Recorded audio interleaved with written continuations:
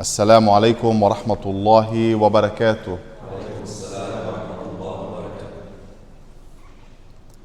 So we were speaking last week about what is religion, what is the purpose of religion, and when I say what is religion, I mean the true understanding of religion.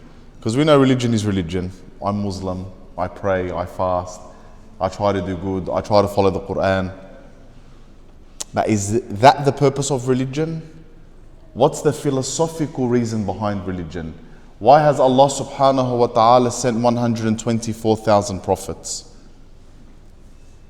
And we said that we're going to be asking some questions. For example, where did I come from? Where am I? And when we say where am I, we mean here, we all know we're on earth, but what purpose are we here for? Now, this is that where that I'm talking about. And where am I going? And where am I going doesn't have to mean a physical place that you're going to. But what direction is my life headed in? Who am I as a person? This is very important. Have you ever asked yourself that question? And you're never going to come to the answer that's, I'm a perfect human being. I've done no wrong. I'm straighty 180. We all make mistakes. But what's your worldview?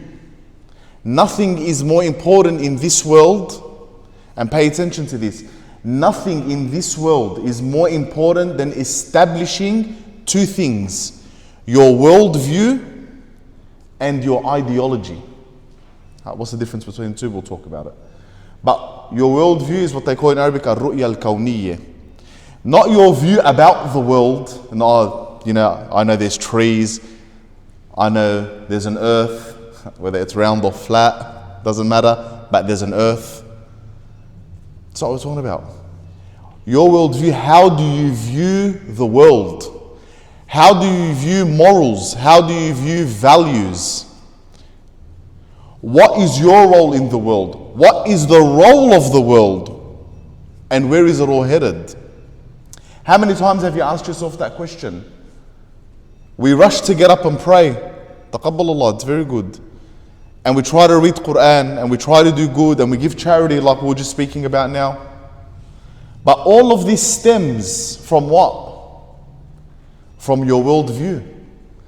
There's something that you believe in that drives you to do these acts. If you do not have it, what do you have? What causes nations to collapse? What causes societies to crumble? What causes your life to crumble? What causes your life to turn upside down?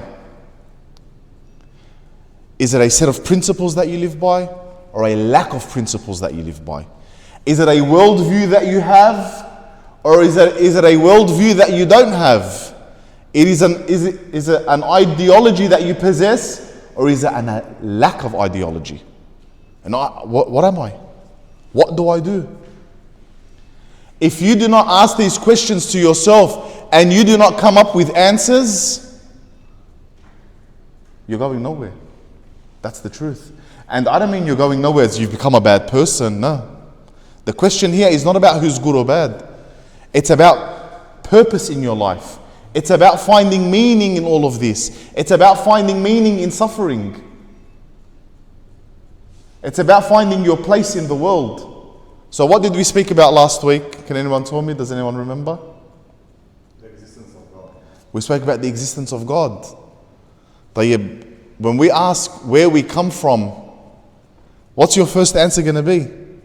And you believe that God sent you. God created the world. So everything comes from God. Everything stems from Allah subhanahu wa ta'ala. But have we ever delved, maybe we've done it before, but have we ever delved into the existence of God? And your ideology states that you believe in a God. But do you truly believe in a God? Or is it psychologically passed down to you? Culturally, that I need to believe in a God, otherwise I feel guilty for some weird reason. But can you truly prove that? Someone tells you, why do you believe in God? You might not be able to prove God on an empirical level, Empiricism means with the senses, yani. But you can prove God on a rational level. You can have a reason to believe. You can say, I believe and these are my reasons.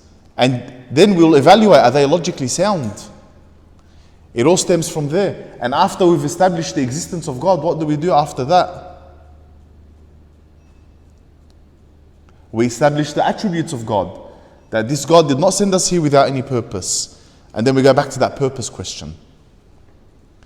It is imperative on every believer, nay, it is imperative on every human being to find purpose in their life, to find meaning in their life. What was the verse we said last week?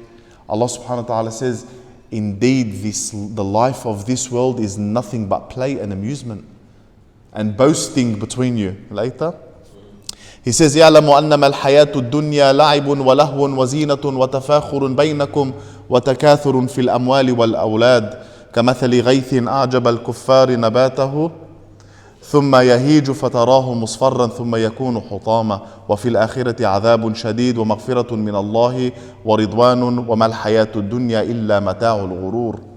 Know that the life of this world is but play and amusement. This is your criteria. You should have this as a fact.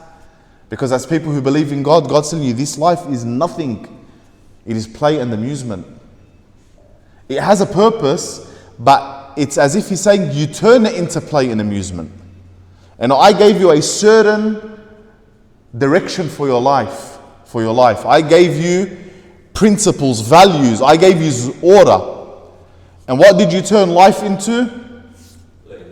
Play and amusement, adornment, boasting, showing off, yani. And rivalry in wealth and children. Today, if someone's ever going to ask us, do we boast about our children? Sometimes not as much as they used to in the ancient days. And their children was massive, especially if they had sons, because those sons will become warriors and poets and statesmen. So they used to iftikhir, wallah, I've got more sons than you. You know, my sons are greater than your sons. Today, no one really speaks like that anymore. He says, this life, it is like rain whose growth pleases the tillers, the farmers. Then when it withers and you see it turn yellow, then it becomes debris. We have, picture this for a second, I'll sum it up for you. You have a nice, green, fertile land, and water has reached it, it has rained, and it has good sunshine, and it's nice and green. And the farmer looks at it and says, wow, this is amazing. Until what? Until it rots. What does it say here? Then it withers, and then the season goes and it withers, and that green grass turns what? Or those green leaves turn what? They turn yellow, and then they literally crumble. You know, the green leaf, you can't. But the dead leaf, it crumbles in your hand, literally. He says, that's the world. At one point in time, you think everything is going great, and I'm having the time of my life. I'm doing all these fun things. I don't have time for religion. I don't have time for boring salah. I don't have time for boring Thursday nights at Bayt al-Huda. Who's got time for that? You know, I'm busy with my life. I'm having fun. I'm living my life. I'm young. And then what happens? You reach a certain age. You look back and your life has turned to debris. It has fallen apart right in front of you. And then how are you going to bring it back after that? So this is something you need to ask yourself constantly. And you might think that this is some psychological lecture and are we delving into psychology here? No, not at all. We're trying to establish principles for our life.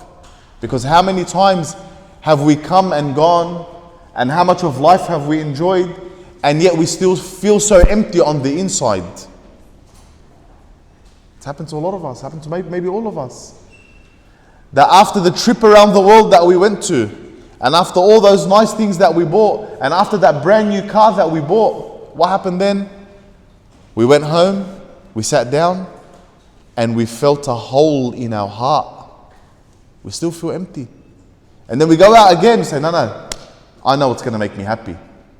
Ice cream at Brighton. I'm going to go out, I'm going to go do something fun. Maybe I need a newer car. Maybe I need a new phone. Maybe I need a new wardrobe. Maybe I need this. You get all of that, you come back, you're happy with it for a week or two, and then what happens? I'm sad again. You know what I need to do?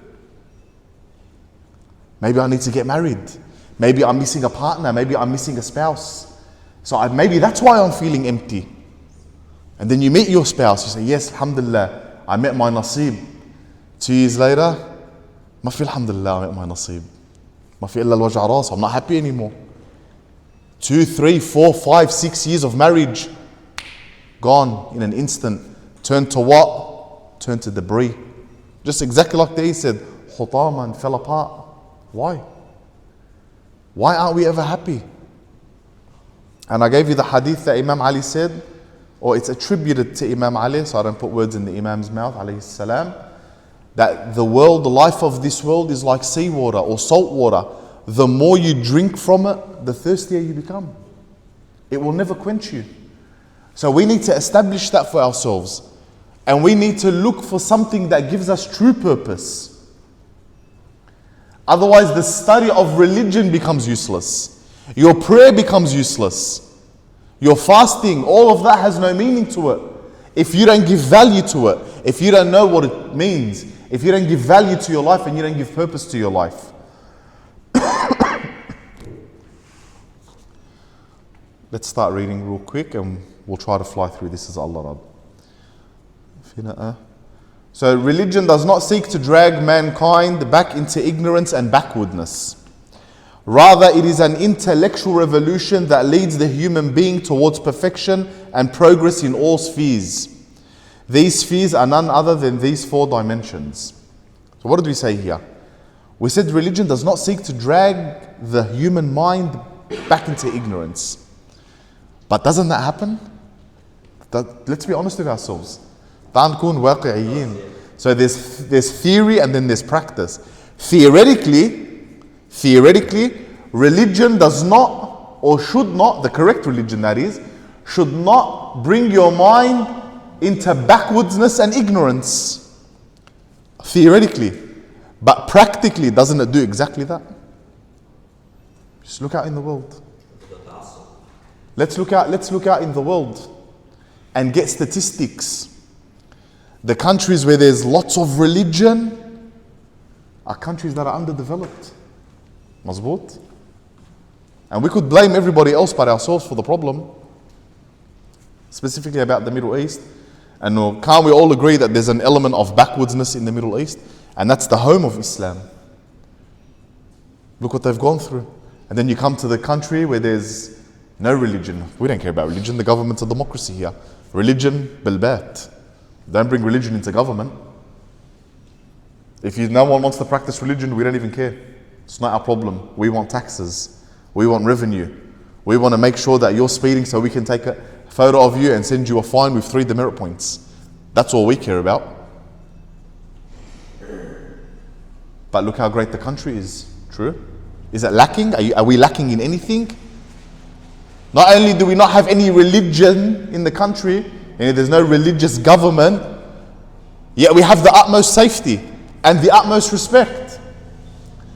Then we go to the countries where we have the most religion and the least safety and the least infrastructure and the least respect. Why is that? Theoretically, religion is not meant to do that, but practically, it is doing that. So we ask the question, is it the religion or the incorrect concept of religion? Those who monopolize religion. This is something to jot down and think about. So rather, religion is an intellectual revolution that leads the human being towards perfection and progress in all spheres. You want moral values? You'll find them in religion. But you see the most religious with the least morals. Right? Why is that? Again, is it the correct religion we're following? Go look at do you remember when we went, I don't know, most of you went here, when we went through Surah Al-Hujurat.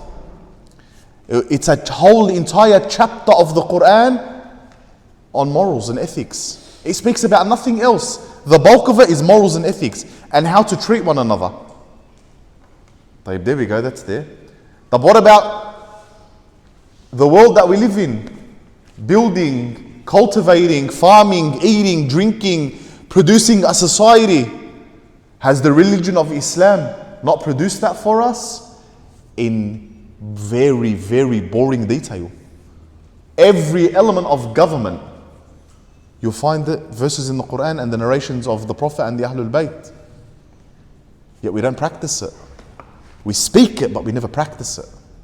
So what happens to us? We start going backwards. There used to be a time where the Muslims were the pioneers of science.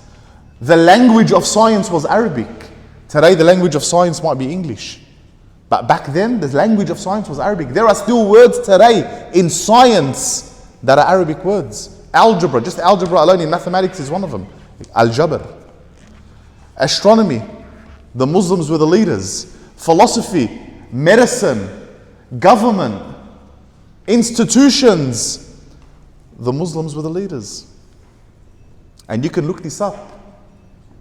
And maybe even write a little report on it and you'll see that it was the Quran that produced this. It was the teachings of the Prophet. It was the teachings of Imam Ali alayhi salam.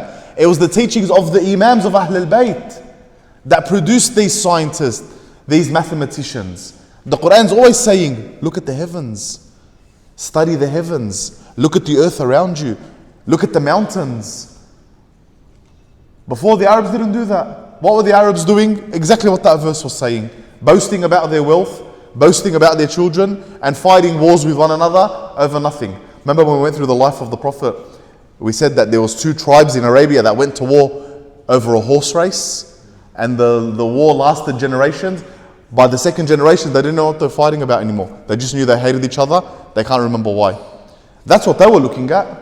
Sayyidina Muhammad comes along and says, no, look up. Look at the sun, look at the moon, look how they travel. So one Muslim scientist comes along and says, you know what? The Quran is always telling me about the orbit of the sun and the moon. I want to study them. He started making down notes of their movements. Boom. They became the leaders in astronomy. Allah subhanahu wa ta'ala says in the Quran, even this verse, He says, i'lamu. Do you know what i'lamu means? Know. Knowledge. Do you know how many times Allah subhanahu wa ta'ala in the Quran says the word, it's the imperative verb, yani fi'l al-amr. He says, i'lamu. Know. Read. The Arabs didn't even have a book. Before Sayyidina Muhammad, before the Quran, the Arabs never had a compiled book. The most they had was 7 little paragraphs that they hung on the Kaaba. There were 7 poems. Al-Mu'allaqat al-Saba. Or al-Ashra. That Saba. That's all they had. The Arabs had no schools, they had no institutions, they had no academies. They had a desert and they had camels. That was their favorite thing in the world. And wine. Sayyidina Muhammad comes along and gives them this book. It's the first book the Arabs ever had. And then after that they had libraries. But today, للأسف الشديد, with all regret, we've gone backwards. The West laughs at us. They laugh at your religion. See the narrations that they find on the internet. One of the brothers was just telling me about them. Some of the Islamic laws they've come up with that aren't in the hadith or not in the Quran either. It's made the human being go backwards. And there are some communities who are going backwards quicker than others. Yeah? Remember that one. So the 4 dimensions of what religion is meant to do, it's rectifying your thoughts, beliefs, and refining them from delusions and superstitions. Nothing is more important than that. Do you know how many superstitions we still believe in till today? Horseshoes, the blue eye, black magic. We actually think black magic is a thing. Till today, we think that things like this used to get spoken about. It doesn't mean it had any tangible effect. And the sihr that the Quran is talking about is something other than what they're talking about today. They actually think today, in this day and age, and it's prevalent in our community, that someone can get a paper and a pen and write a few symbols down, write your name, sign it, and somehow something bad's going to happen to you. Just like that, just because some guy decided to write a paper. We think that calling out names other than the name of God, calling out the Imams, or calling out for Rasulullah to help us other than Allah, we think that's okay. Yes, we can seek intercession. It's called al-shafa'a or al-wasila. But we always need to keep in mind that Allah is the ultimate goal. They all work for Allah. But we have superstitions. We have Islamic laws. Today in our community we have Islamic laws. Things that we say are halal and haram, they don't even exist. They don't even exist in any literature. One of them I'll mention to you, just to show you how we go backwards and what Islam came to eliminate, and it's my favorite one, and I mentioned it about 3,000 times since I started lecturing here. That you're not allowed to get married between the two Eids. Have you ever heard of that one? So between Eid al-Fitr and Eid al-Adha, you are not allowed to get married. That doesn't exist. Nowhere. Like, you know how I say sometimes there are narrations, but the narration might be weak, and we can't find the chain of narrators. We don't know if the actual narration goes back to the Imams or the Prophet. Or maybe there's a narration, but the wording is misunderstood. Someone had misunderstood it. There's not even that. You will never find, if you lived 1,000,000 years, you will never find a statement anywhere in the Quran or in any book of narration, not in Nahj al-Balagha, not anything the Imam said, like not in your school and not in the other school even, that says it's impermissible to get married between the two Eids. You'll never find it. Where'd you just get it from? I don't know. And I've said many times, people still believe in it. And I said, please, brothers, sisters who are watching, call me. Tell me, hey, look, this is where we found it. Get up and apologize. But maybe it's based on history. It is, that's exactly what it's based on. It's based on this exactly. It's based on the region that the people were living in, and it could have been their practice and their culture. It could have been their culture. There could have been something in that society at that point in time where maybe they heard from someone, a traveler, that, oh, you can't get married between the two Eids. They said, all right, and it became what? It became culture. Now, if you said to yourself, I don't want to get married between the two Eids, that's not haram, it's your choice. You get married whenever you feel like it, it's all right. You don't want to get married in those certain times, that's fine. But be careful. Be very, very careful to say a thing is haram when Allah has not said so. That's the most important thing. Or to say a thing is halal when Allah has made it haram. That is what we need to be careful. That's the whole point of this. So Allah subhanahu wa ta'ala says, I'm rectifying your thoughts, your beliefs, and to stop you from delusions and superstitions. Don't whistle at night, it calls the jinn. Have you heard that one before? Whistling at night calls the jinn. It's a lot in Syria. Hello, we're all going to get outside and whistle. I'm not going to try it just in case I get rocked. But whistling at night calls the jinn. Where'd you get that from? People are actually terrified of it. Allah subhanahu wa ta'ala says in the Quran, He says, I sent my prophet and my prophets. And He said that Muhammad and all the prophets to what? To free you from the chains that were around your necks. It's not physical chains, it's these chains of superstitions. Man, live your life. You got people inventing. You had Einstein, coming up with the hydrogen bomb. You had people building spacecrafts and going into space, and then we had another group of people who said, please don't whistle at night, the jinn will come and get you. Where are you going? But that's how you go backwards. You have people studying science and you're afraid to whistle. Allah subhanahu wa ta'ala says, no. How are you going to advance in the future if you have these superstitions? How are you going to advance in the future if while people are building weapons of mass destruction to destroy you, the whole world is gathered with weapons and money to come and destroy this little community, for example? While they're all doing that, what are you doing? Having debates over nothing, being afraid of this, being afraid of that. Worrying, am I allowed to read this book because this book wasn't written by my community member, and I don't know if that book, I don't know who the author is specifically. I can't read a book on the theory of evolution because that might be haram, I don't know. And God's saying, seek knowledge, seek knowledge. Do you think the people who gathered against you and destroyed your countries, what happened? Now we'll talk about it. Why there's backwardness in the Middle East. You want to know why? Because while we were having religious discussions, they call it Jad al-Bizanti, while we were having religious discussions, and Shias and Sunnis and Alawis and Druze and Christians were all locked in debates and hating each other because your God slightly doesn't resemble my God, and Ma'uli, you folded your hands and I put my hands down, that needs at least 3,000 deaths. That needs a river of blood for that one. So while we were doing that, the British Empire, the Americans, the French, the Germans, oh, look at these, Saltil, no offense. Okay, you take this area, you take that area, you take this little area. He will draw a little line here and call it Lebanon. Are they going to fight back? They're busy. They're busy fighting over the moon sighting of Shahr Ramadan. They're worried that they eat today or tomorrow. Did we fast 29 days or did we fast 30 days? While they're slaughtering each other over the Hilal, we would have taken their country and divided their borders and subjugated them. That's that backwardness. Allah said, I didn't need all that. He says, it's not why I sent you the religion. I didn't send it so you can atlu batkun and discuss things that are superficial. And I told you to look at the world, I told you to build societies. And this goes to our next principle. B, nurturing moral principles.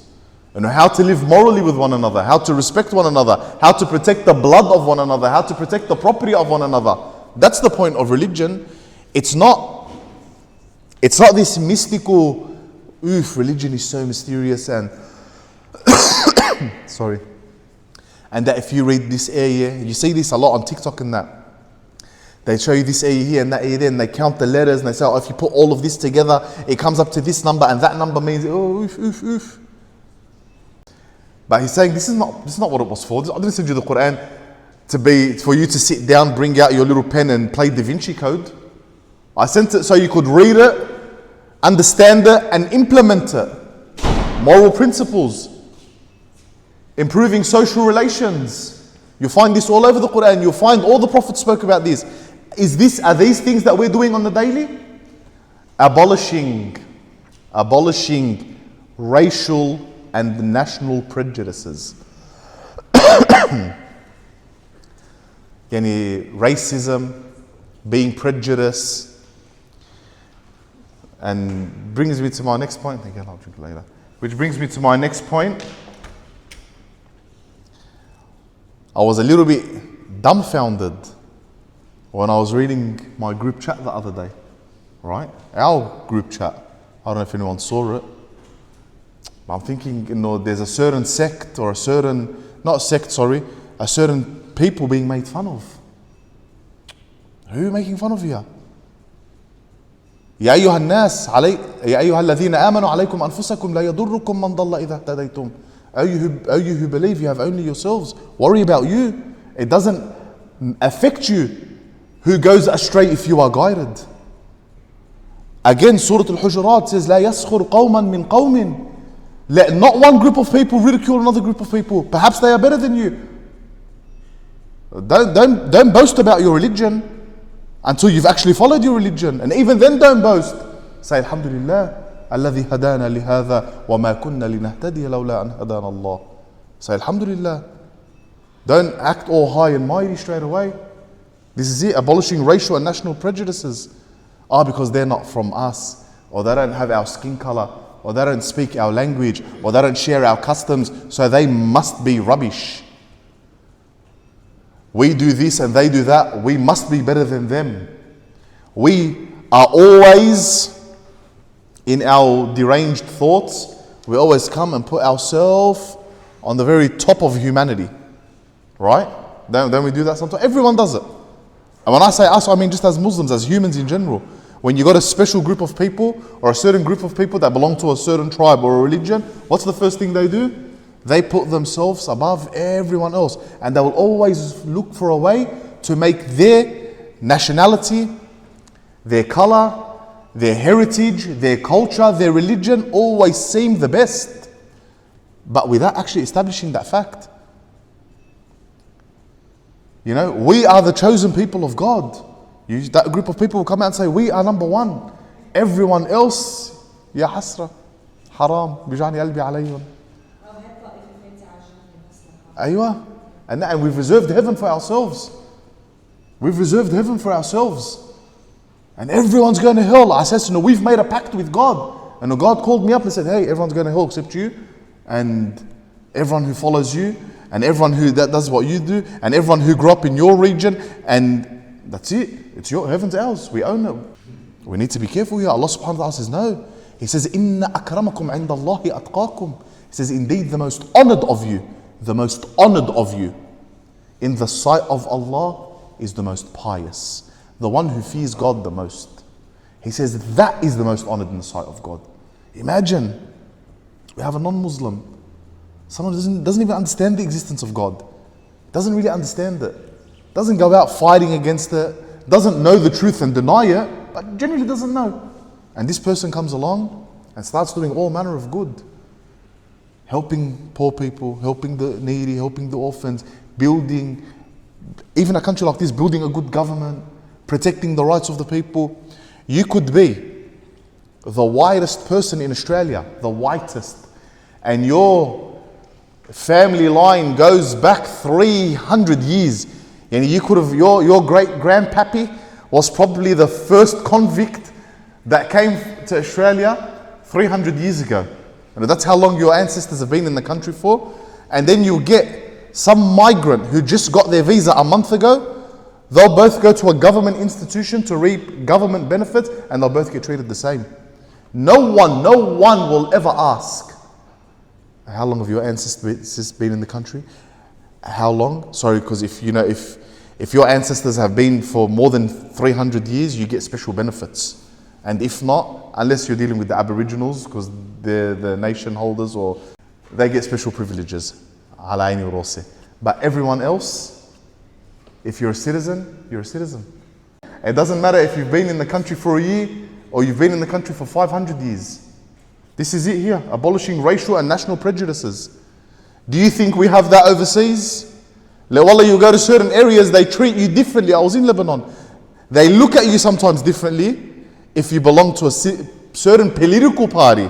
Forget the religion. If you follow another political party, there are areas where it's just the whole area follows this political party, and no one else is allowed to talk about any other politics. This is our politics. Just in politics, they've divided the country up. So how far are we from these four points that the religion actually came to teach us? How far away are we from these 4 points? And then we wonder why religion isn't fruitful. Mazboot? And let's have a break. And we'll see you in 15-20 minutes. As Allah rad. Assalamu alaikum wa rahmatullahi wa barakatuh. So we're going through these 4 principles. And these, we'll call them spheres. That's what it calls them in the book here. And these are the main goals of religion. Right? So number 1, or A, rectifying thoughts, beliefs, refining them from delusions and superstitions. So now everyone needs to reevaluate their belief and things that they hold dear to them in terms of ideology, and say, is what I believe in, is it delusional? Is it superstition? Is there any scriptural evidence for what I believe in? The thing I believe in, was it taught to me by the Prophet? Was it taught to me by the Imams of Ahlul Bayt alayhim salam? Or did I just get this out of nowhere? B, nurturing moral principles. We all have morals within us. We all have some sort of compassion. We all know that stealing is wrong without the need of a religion, right? And you just, because of that principle, do unto others as you would have others do unto you. They call that in English the golden principle. Look it up, write this down. The golden principle. It was, I think, started in Greek philosophy. Jesus says it, Imam Ali alayhi salam said it. The Quran brings something similar. In Arabic it's called Al-Qa'id al-Dhahabiyya. So we all have these morals, but the religion came to nurture that, to help it grow, to further expand these morals that already exist within you. Improving social relations. So how do we live with one another? How do we live with one another? So apart from morals, how do we treat one another? How do we build a society? These are very important. These are questions that I don't hear us asking. You know, are we talking about, hey, let's correct our belief. Let's go through our belief and see what's missing and what's extra that we don't need. What are our morals? You know, what's our set of morals and principles that we live in the world? Do I have any? If I was to be asked right now, can I make a list of them on the spot and say, these are the principles I live by? What plan do we have to improve our social relations? You know, to improve our community structure? Do we have a plan in place? Are we getting together actively and saying, hey, every community has this issue, but who cares about them? We're talking about us. And did we get together and say, hey, something's going on. We need to be a little bit closer. We need to be a little bit stronger so that we can live with one another and build the best for our future generations. This is a question that needs to be asked every single day, and somebody's got to come up with an answer sooner or later. Abolishing racial and national prejudice. You know what words we shouldn't hear anymore? Gharib. That word, we need to eliminate it. Gharib. Gharib means outsider, stranger. Not one of us, not special. Yes, they probably don't believe what you believe. Maybe that's true. And perhaps your belief system, we don't want to use the word better, maybe your belief system is more rational. Maybe your belief system leads to the best path. No problem. But there's no reason to call someone else a gharib and an outsider and you know, those ones like where live in the world. Live in the world, but be a part of the world. Don't cut yourself off and live in some little cave in the middle of nowhere with your own little ideology that you yourself have not discussed amongst each other. We need to be real here. We need to call upon a council of experts. Wallah. We need to have a council of experts who get together. You know, they have conferences. Every religion in the world has conferences. You find the Catholics have a Catholic conference. The Protestants have a Protestant conference. And they come from all over the world to meet one another and discuss matters of importance in their religion, in their specific sect even. And then above that, they have interfaith conferences. The Christians from various denominations will call each other to come. We're having problems. How can we get together? How can we work with one another? How can we raise awareness on issues? The Muslims have conferences. The annual conference of this and the annual conference of that.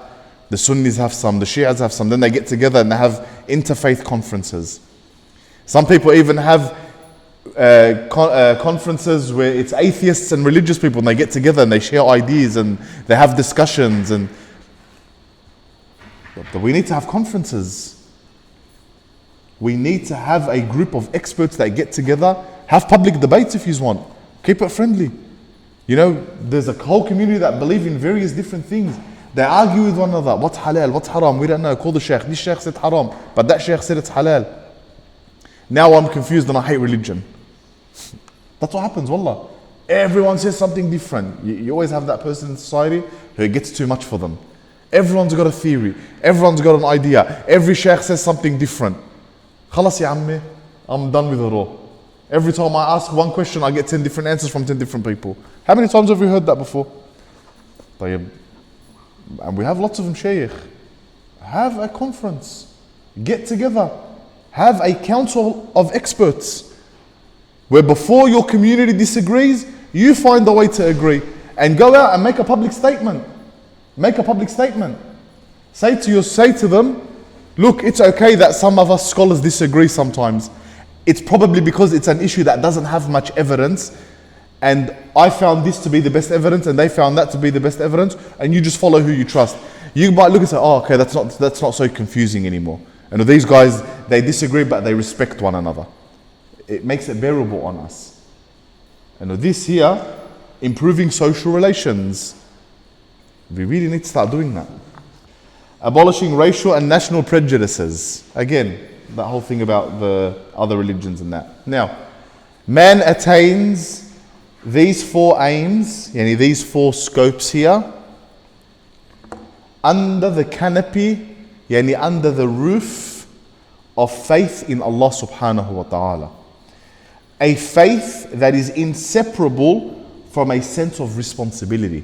Yani when I say I believe in God, it means I'm responsible for these.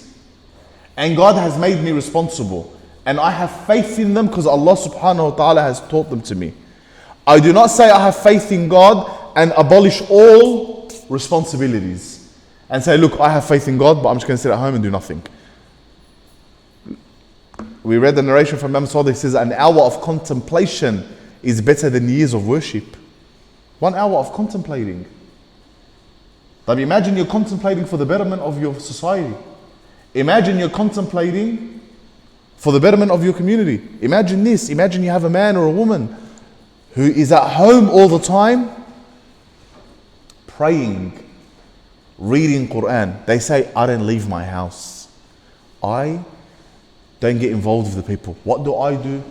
I just pray my 5 times a day. Then I pray all the extra prayers. And on top of that, I read dua all day. And on top of that, I read Quran all day. I don't do anything else, I just do this. You think that's good. And then maybe you get someone else in the society who prays just 5 times a day. Some reads Quran in the evening before they go to bed. But the rest of the day, what are they doing? They're building for the community. They built a school for the community. They built something for the orphans. They put together a charity and sent money to someone. They're working, they're active every day. There's problems in the community. Brothers and sisters argued over something. Marriages, there's a death, something's going on. Problems that require solutions. This person is not at home reading Quran and praying all day. That person is doing what? Is praying, yes, but is out in the streets, helping, offering comfort, doing all of these things. Who's better in the eyes of Allah subhanahu wa ta'ala? Who has reached proper spirituality? The one who's helping, the one who's doing something. Because what do you think the prophets did? Do you think Rasulullah stayed at home reciting Quran and praying all day, all night, just like that? He didn't do anything else? La wallah, the Prophet was out. The Prophet was the first in the battle. People had problems, the Prophet was there. Something was happening, the Prophet was there. Yes, did he have his special time where he went, read Quran, prayed to his Lord? Definitely he did. But he spent most of his time outside, helping the community. Nuh alayhi salam, what do you think Nuh was doing? Do you think he was at home, worshipping God on his own? No. He was outside, calling people to God. He was outside trying to fix their problems, and so was every prophet out there. Do you know there's have you ever heard of a monk? Monks and monasteries. It's a church that is in the mountains somewhere and it's far from society and they just live in it. شو بيسموه بالعربي الرهبانية. Alright? They say we don't get involved. They don't get involved of the affairs of the human being. We spend our time in worship. That's forbidden in Islam. The Prophet says, لا رهبانية في الإسلام. He says there is no secluding yourself in Islam. You must go out and work. You must work for the betterment of your society. Do not think that if you built yourself a little temple and you gathered in there and all you did was pray while the whole world burns around you and you don't care, that's good because, oh, wallah, I'm remembering God all day. God says, no, you remember me by helping those in need. I gave you certain abilities. I gave you strength. I gave you power. I gave you knowledge. It is incumbent and it is imperative upon you to go out in the world and do the work of the prophets that came before you.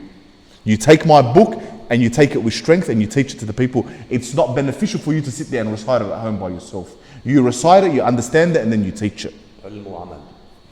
Action and knowledge and action. So this here, Allah subhanahu wa ta'ala, we're saying here that faith is inseparable from a sense of responsibility. That's what that verse means, this paragraph means. And now we're going to clarify the first sphere, which is rectifying thoughts and beliefs, refining them from delusions and superstitions. As for the first sphere, reforming thoughts and creed, we say a thoughtful person cannot live without a belief.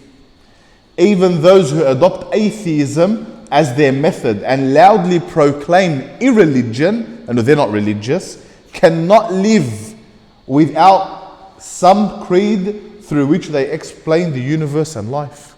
And even the atheist has to explain how the world works. And you say God, no problem. That's your belief, that's your creed. But the atheist, one who doesn't even believe in religion, they have to have a belief. They have to believe how the universe came into existence. They have to have a theory, which we'll see if they do or not. But what did we say here? We said a thoughtful person, a person who thinks, a person who is serious about their role in the world, a person who takes themselves seriously, who actually thinks about the world. They cannot live without a belief. But the person who doesn't think can live without any belief. That's fine. We don't care. We don't need beliefs. I just need to have fun. That's it. I just need to اتسلى. ليه قولي شي مسلسل. Find me the next Netflix show. Find me the next party. Find me the next event. I just need to have fun. I'm not thinking. I'm not serious about the world. I'm not taking my soul serious. This is what the Quran says about the soul. He says, قَدْ أَفْلَحَ مَنْ زَكَّاهَا وَقَدْ خَابَ مَنْ دَسَّاهَا. And he purified, honored is the one who purifies their soul, and dishonored is the one who throws their soul away. That's what the thoughtless person does. The one who doesn't have a belief, the one where you ask him, what's your belief? It doesn't have to be religion, but what's your belief? Oh man, I didn't think about that stuff. Thoughtless completely. SubhanAllah, a powerful mind thrown in the rubbish bin. Just gone, just like that. Here then is religion's perspective on the reality of the universe and life. This is the perspective of religion. Religion interprets the universe and all material system as the creation of a transcendent being. Muta'al, yani transcendent means the one who transcends everything, above everything. Not above in physicality, but above in comprehension. A transcendent being who is Allah, who brought matter into existence, shaped it and determined its laws and its limits. Religion, your worldview is that there is a being, a transcendental being who brought all of this into existence and subjugated it and shaped it with laws and limits and everything that you need. He subjected it to a precise system. The creator is distinct from the created, and the giver is other than the receiver. And Allah subhanahu wa ta'ala is above this world. Religion also interprets human life as not having appeared on the page of the universe in vain. And the world didn't just appear for no reason. It didn't appear as the result of accidents. And there was an accident and subhanAllah, now there's world and life just through some explosion. We'll talk about the possibility of that. Nor having been created purposelessly. Rather, it was designed, the world was designed so that man or human may attain a lofty goal on this planet. Again, we'll go back to the theory of the goal. It was created for you to fulfill a certain goal. Under the guidance of the teachings of the prophets and guides, sent by the Creator for the guidance of His creation. This is religion's explanation of the reality of the universe. This is your worldview and the secret of life. When someone asks you, what's the meaning of life? This is the religion's answer to it. The materialist, however, what's a materialist? Remember I said this last week, what's a materialist? Not someone who goes out and buys a lot of things. Someone who believes that the world is only material stuff and it's only made up of atoms and there's no spiritual life after it. They only care about the material element of the world and not the spiritual element of the world. In philosophy, they're called materialists. The materialist, however, attempts to explain the universe differently. They claim the primordial matter, primordial means the very essence of matter, is eternal in itself. It organized itself and it has no ultimate purpose. nor does man who dwells within it. To them, life is completely purposeless. It has no aim, it has no goal, and the universe created itself.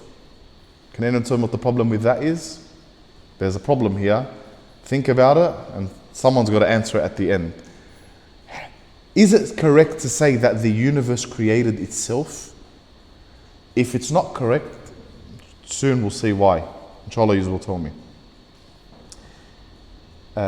In other words, according to the theistic view, theistic is the one who believes in God.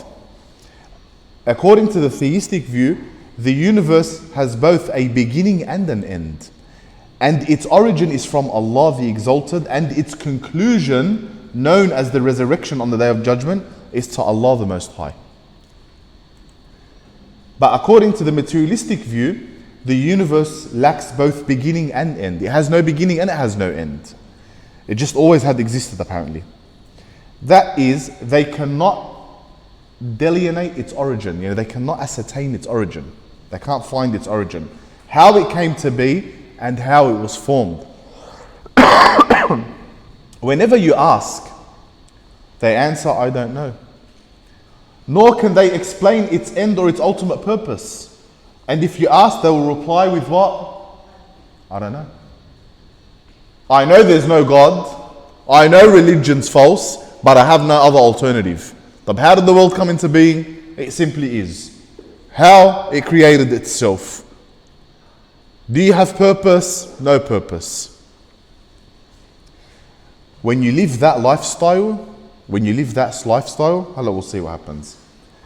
Thus, in the eyes of the materialist philosopher, this world resembles a damaged manuscript missing both its first and last pages. And these are a manuscript, for example. You'll find words in the middle, but the beginning of the pages and the end of the pages are missing. There's just something going on in the middle. We don't know how we got to this middle point, nor this, we know how it ends.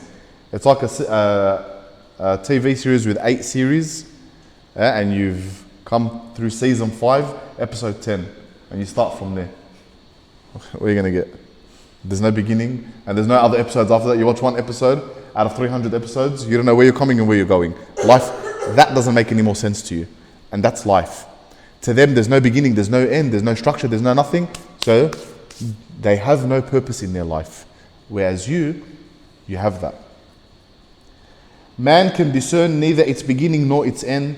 The material philosopher is ignorant of both and has no response other than I don't know. So 3 fundamental questions have remained in the human mind since they first distinguished their right hand from their left hand. And that's as soon as they know what's going on in the world. Haven't you ever seen small children asking you all these questions? They ask more questions than adults. Khalas, they have that mind, it's intuitive. It's being programmed to learn at that age. Fitra. The 3 questions that have occupied the minds of philosophers since the dawn of time.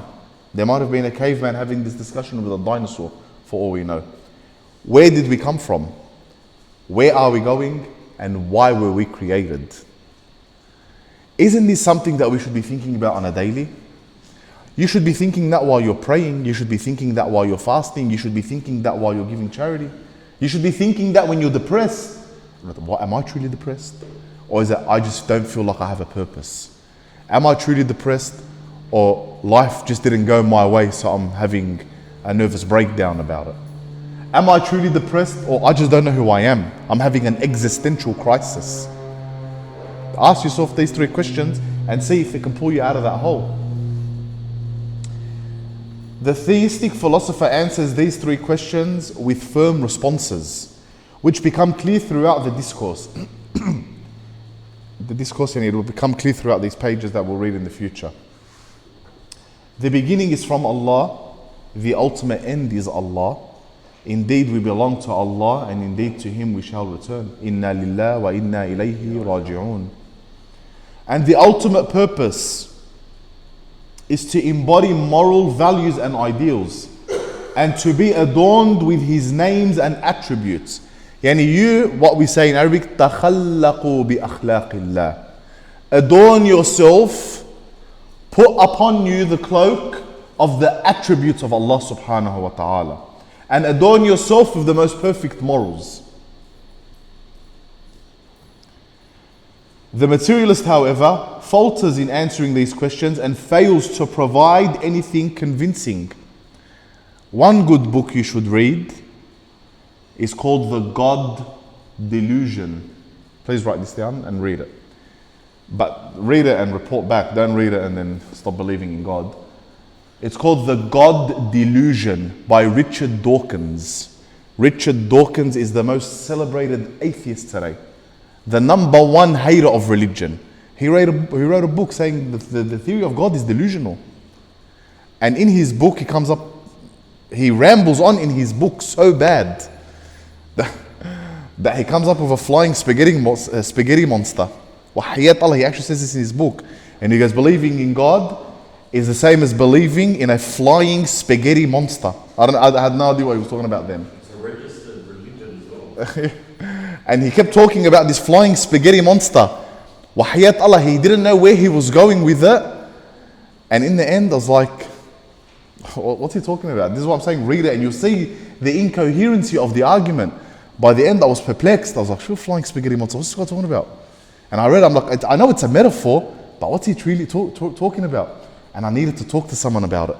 I needed to get it off my head. I found my mum. And I was going crazy. She said, Shibak. I said, nothing, man. Tomorrow, Amelie makaruna. She's like, well, where'd that come from? It's a philosophical concept. Generate by AI. Make sure there's garlic bread. So I read this book, and you'll see the argument is weak. There's nothing. He rambles on about things. He takes you through history. And then what he does is he takes you through the Old Testament. And he says that God is an evil megalomaniac and he's a tyrant. Wal-'iyadhu billah. Why? Because of one perspective, because of 3 or 4 verses that you read in the Old Testament, for example.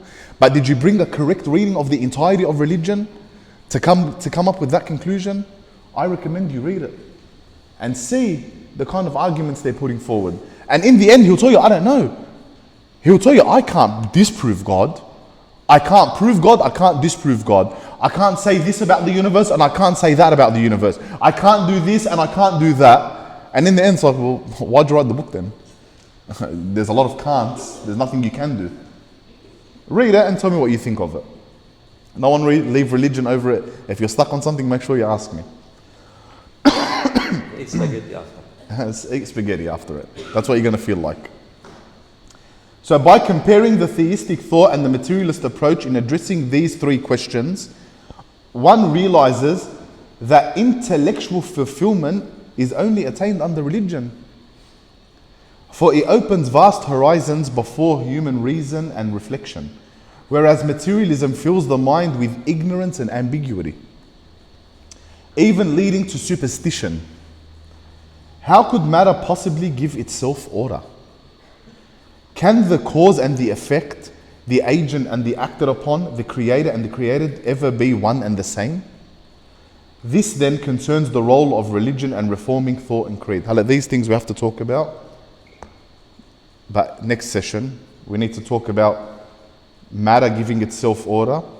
What is cause and effect? In Arabic we say al-'illi wal-ma'lul. And the agent and the acted upon, and the creator and the created. What they mean by this, but it takes a bit of time, so we'll do it next week. But why can't the world create itself? Why can't the universe just have created itself? And why does God need to create the universe? Why can't the universe create itself? Because nothing can create itself. Good. Why can't nothing create itself? Everything needs a creator. Before everything needs a creator.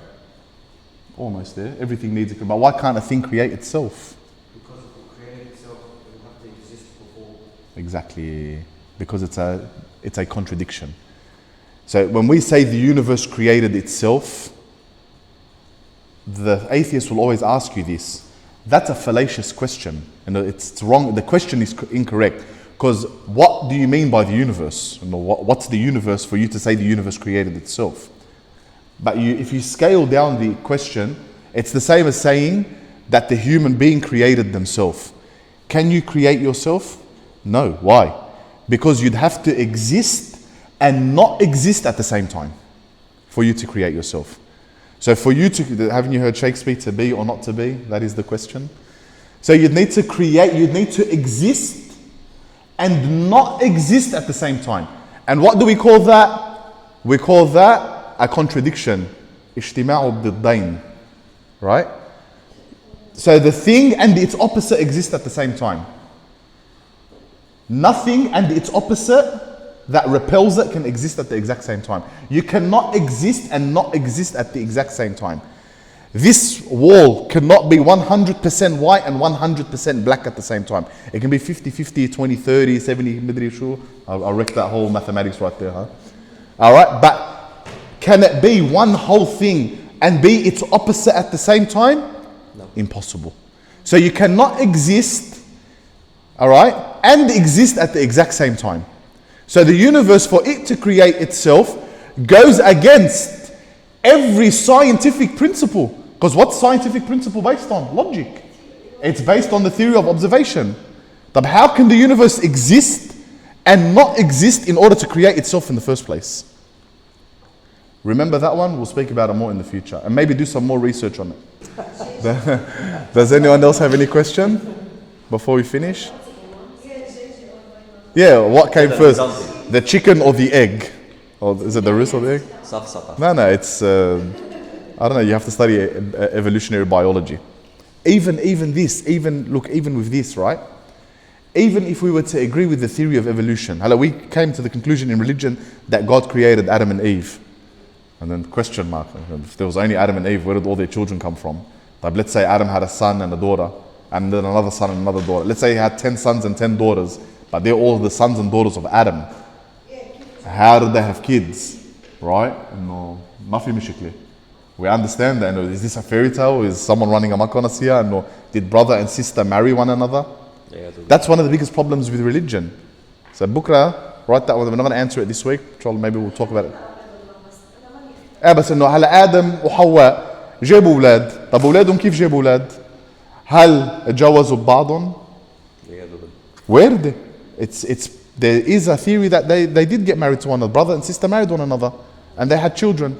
There's another theory that sounds weird, yeah? There's an even weirder theory. And these exist in the narrations. That God sent female angels to have children with the sons of Adam. What's going on here? Did they have children? So some Muslim thinkers said, no, it must be a product of evolution then. Obviously the human beings then evolved because Adam and Eve's children marrying each other, that's incest. We don't agree with that, apparently. So even if we go back to the theory of evolution, that the first human being that ever existed, from a single cell organism and evolved over a period of 1 million years or 10 million years or 20 million years, that first human being, where did the second human being come from? There's still question marks. And they theorize as much as they can. But if they've got question marks next to their beginning, then we've got question marks next to our beginning. And what's the point of our religion? Is to bring all that and answer it as Allah rad. Inshallah, next week we'll continue this discussion. Write these questions down so we can answer them, otherwise I'll forget. Wassalamu alaikum wa rahmatullahi wa barakatuh.